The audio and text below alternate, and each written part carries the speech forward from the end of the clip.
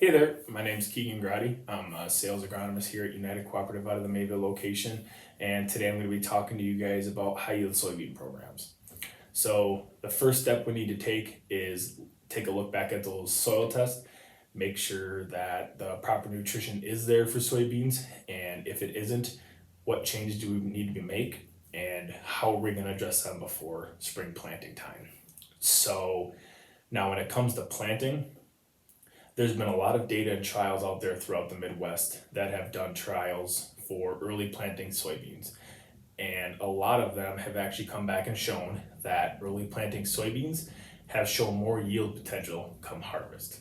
So the biggest thing when it comes to those early planted soybeans is making sure that we have a solid seed treatment so that we can protect those beans while they sit in the ground, with the potential of getting some early season soil-borne pathogens along with some early season pest pressure.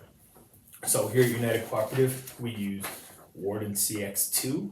That's our seed treatment of choice here at United Cooperative. Warden CX2 is made up of 4 fungicides, so that's really important. So we have multiple modes of action against those early season pathogens. The other part of Warden CX2 that's also super important is it does contain an insecticide. It's actually the active ingredient out of Cruiser, which protects us from those early season pests as well, which would be like wireworms or bean leaf beetles and so on and so forth. So having a solid seed treatment up front when it comes to planting beans is extremely important. So we've got the beans in the ground. What's the next step, right? So gotta lay down a solid pre-emerge. We don't want them beans competing against any other competition out there in the field. So a solid pre-emergent is a very important step as well. We got that pre-emergent laid down. Beans have grown up. You're about to go back with that second pass. And what I recommend is actually taking a tissue test. So what's a tissue test gonna do? A tissue test is gonna tell us any nutrients that it's lacking or needs. So this is what a tissue test result comes back and looks like. Whether you were to go and collect it or I were to go and collect it, basically what this is gonna tell us is anything in the green is optimum and anything in the red is deficient.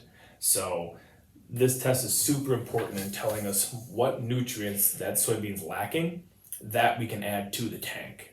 So the 2 products that I really like to add to the tank is Maxin ZMB Plus and Tor Sulfur. So as I take these tissue tests and you look back at most of the results, those 4 nutrients are the ones that come back deficient the most. So even across the entire Midwest, zinc, manganese, and boron are the most common deficiencies to come back in tissue tests. So the nice thing about both of these products is they can be tank mixed with other herbicides. So it makes it extremely easy to address some problems in that second pass time frame. So what does zinc, manganese, and boron do? Zinc aids in leaf growth and leaf development.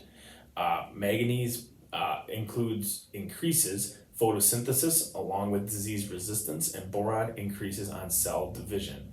So sulfur, on the other hand, is super important for the process of photosynthesis along with nitrogen fixation, which is also extremely important in nodulation in a young soybean plant. So now that we've got our second pass laid down with the possibility of having Maxin ZMB or Tor Sulfur in the tank, what do we do next?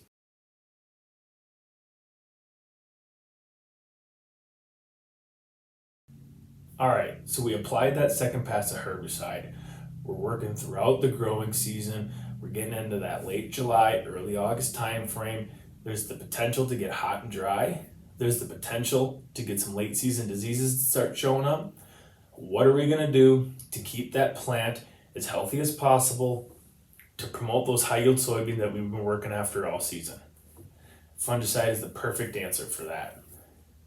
When we start applying that fungicide, we really want to be focusing on that late R2, R3 time frame. What is that fungicide going to do? That fungicide is going to fight off any late season diseases like white mold, which is the most common in our neck of the woods here around Mayville. And it's also going to keep that plant as stress free as possible during that hot and dry time frame, which that late July, early August can really get into. 3 top tier fungicides that we use here at United Cooperative are Miravis Neo, Delaro, and Preaxer. Another product that I like to throw in the tank when I'm making that late R2, R3 fungicide pass is a product called Yield On. What does Yield On do? It's in the name. Specifically focuses on yield. So Yield On focuses on 2 portions of the plant. First off, it focuses on nutrient uptake in the plant, which is really important. And then the other thing it focuses on is developing seed size or bean size in this case. So that's another thing that I really like to throw in the tank during that late R2, R3 fungicide pass. If you have any questions about high yielding soybeans, don't be afraid to contact your local United Cooperative agronomist. Thanks and have a great day.